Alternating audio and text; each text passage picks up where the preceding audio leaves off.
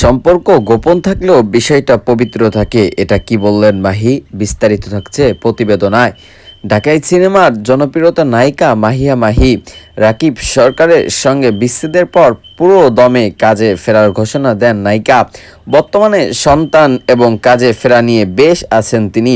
সামাজিক মাধ্যমে দেখলেই বোঝা যায় বেশ খোশ মেশে আছেন নায়িকা। শাকিব খানের বিগ বাজেটের সিনেমা রাজকুমার এ ক্যাফেও চরিত্রে অভিনয় করেছেন মাহি। তার চরিত্রটি নিয়ে দর্শক কমলের চলছে বেশ আলোচনা সমালোচনা। এর মাঝে ঈদ উপলক্ষে টেলিভিশন অনুষ্ঠানের আছেন মাহি। তার সঙ্গে অনুষ্ঠান ছিলেন ঢাকায় সিনেমা এ প্রজন্মে নায়িকা জয় চৌধুরী। এই রিহব সঙ্গে প্রায় দেখা যায় অভিনেত্রীকে। এবার সেই বিষয়টি খোলাসা করছেন দুজন। জয়ের সঙ্গে সিনেমা না করেও কিভাবে নিজেদের মধ্যে ভালো সম্পর্ক হলো নায়িকা বলেন, অল্প সময়ে জয়ের সঙ্গে আমার বেশ ভালো বন্ধুত্ব হয়ে গেছে।